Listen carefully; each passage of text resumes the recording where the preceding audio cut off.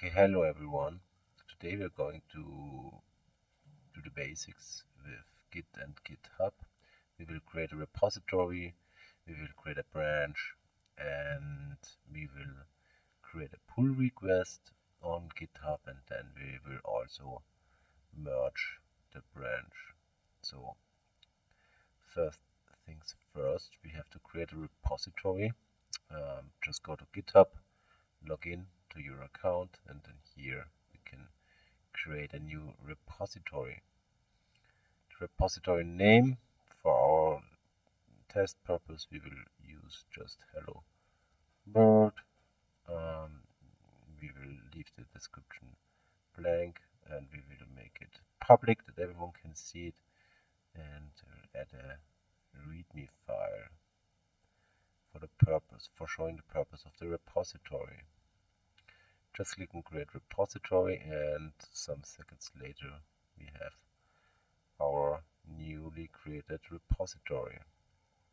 Of course, now we want to clone this repository, that we have all the files listed here also on our working device. In this example, it would be my laptop.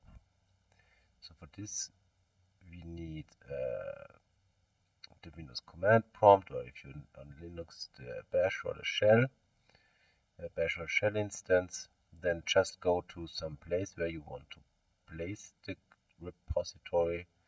For example, in my case, let's go to ctemp, and I want to clone the repository in this current folder in ctemp. How do I do this? First, I have to check if Git is installed on my system. If you get the help from Git here, if it prints the help, then Git is installed. Otherwise, you have to install Git first. For this purpose, you just have to go to Google and either search for Git Windows or Git Linux, depending on your operating system, and then here you can click on download packages for Windows, or if you're on Linux, then search for Git Linux and just follow the guidance here to install the Git. Once Git installed, it should be available, and if we go back here, let's increase the size a little bit. Here on this code button, you have the link to clone your GitHub repository. Here you can copy the link, or you can click inside and hit Ctrl C, and then in the command line, let's increase the font here also. Just have to, let's clear this, you just have to type git clone and then insert the link to your repository. This clones all the files into a newly created hello world directory. So if you're in ctemp, then you will have a new directory here, hello world. Go into this directory, and if you click ls now, or on Windows dir, then you see here we have our readme file. Okay, some basic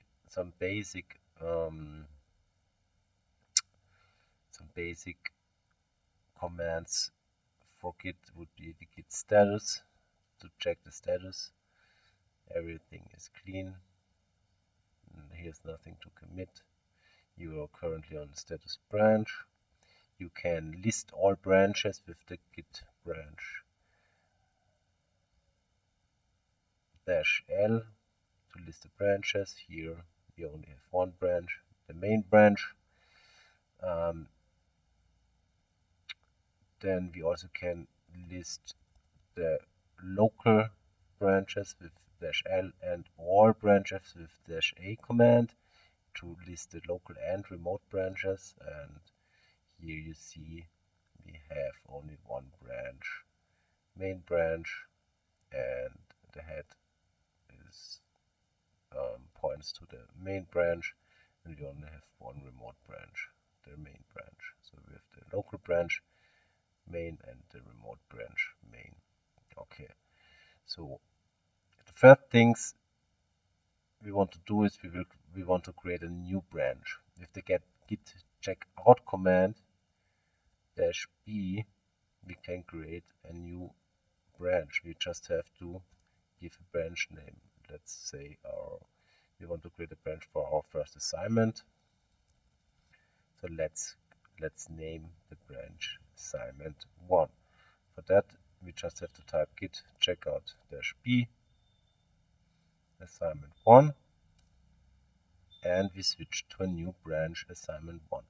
Now if you list all branches again, you see we only have one local, now we have two local branches, assignment 1 and main, but the remote branches are on a remote we only have one branch, the main branch. This is because we just created the assignment 1 branch on our device here locally and didn't push it to the remote repository until now. Okay, since now you can also check with git status again. Here it says now we are on branch assignment 1. That's nice. The reason why we created the branch is we want to do all the work, the implementation for our assignments in different branches. For this example, we want to do all work for assignment 1 in the assignment 1 branch, and then until we are finished, we will merge it to the main branch. Okay, now since we are on the assignment 1 branch, we can, for example, check which files we have with the README. Let's make some changes to the README file. For this purpose, let's use Notepad. Hello world. We created the assignment 1 branch. Okay, let's save it. And you see, if you now hit git status, you see on branch assignment 1 there's one modification done, and we modified the readme.md file. Once done, we have to add all those modifications with the get add dot command. Dot adds all the modifications and all new files, stages all new files and all new. Let's increase it a little bit here, maybe that's better. So we have to add. In this case, we don't have to use the git add command because we just modified a file. If we create a new file, maybe can we also use touch here on Windows, touch main.java. No, let's use Visual Studio Code to create a new file here.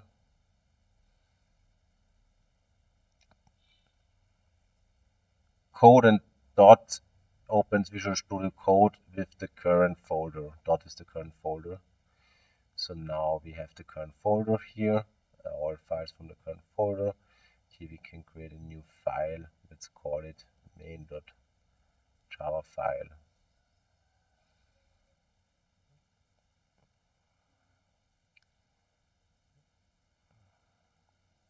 Now with a main.java file, we can add a class, main class, and maybe also the main method, like that. Print line hello world. Okay, let's save it, and then now if we again say git status, you see there's one file modified and also untracked files. Untracked files like the DC cache, you can ignore this file. This will my Visual Studio Code instance will generate this DCC cache automatically. Just ignore it. But we have an untracked file main.java. To add or to stage, let's say, to add those files to the list of files we want to commit afterwards, we have to use git add and a dot. Dot is for the current folder. It says add all untracked files of the current folder to our staged files or to the files we want to commit. Okay, if you now say git status, you see now we added this DCC cache file. You can ignore it, and we added this main.java file to our changes to be committed, and also our readme.md file that we modified. Okay, now we can use git commit -am and add a commit message. The commit message should include what you did in the this should be a small summary of what you have done in those files. So we added, we changed the readme,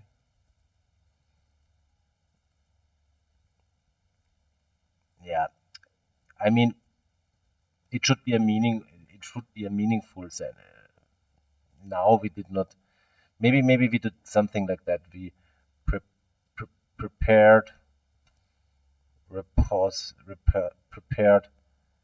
files for assignment 1. It should be something meaningful, because if you just say added main.java and changed readme.md file, you see afterwards, if you inspect the changes made on this repository, you see anyways that this got modified and this got added to the repository. I can show it to you later. So this should be a meaningful summary. What's the purpose of your commit? Why you, what a small summary what you have done and why you have done this. Okay. Okay. Now with this we can commit it, and you see we have 3 files. 3 files were changed, 8 lines were inserted, 1 was deleted. We created this file and this file. If you now say git status on branch assignment 1, there is again a clean working tree. Now with that in mind, we can push our changes, our commits to the remote repository, because if you see here on the remote repository, we just committed the changes here offline on our device locally, but here on the remote repository, you see here's still not the branch is still not here. It is only the main branch. The remote repository still does not know about the newly created branch. It says there's only one branch. How can we move the local changes to the remote repository? With the git push command. The git push command takes all the changes of the local branch, in our case the assignment 1 branch, and pushes it to the remote repository.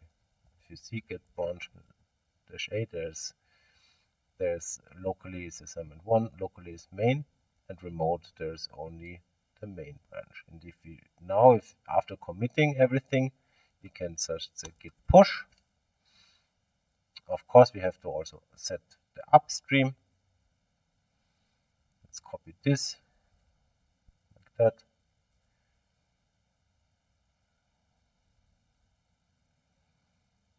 This just takes some seconds, and you see we wrote a new branch, the local assignment 1 to the remote assignment 1. And if we now hit git branch .a for all branches, you see remote we have a new branch assignment 1. And here GitHub also says assignment 1 had recent pushes. If you now refresh this page, there it says two branches, and here we can switch between branches. The main branch, here you see the content of the readme of the main branch, and if we switch to the assignment 1 branch, then we have our files here, this DCC cache, but you can ignore the main Java file and the readme file with the with the added content. Yes, that's maybe a small recap. So first we have to create a repository on GitHub. In this repository here at this code page, we can get the link for cloning the repository to our local device, to our local storage with Git Clone and the link. You can clone the repository.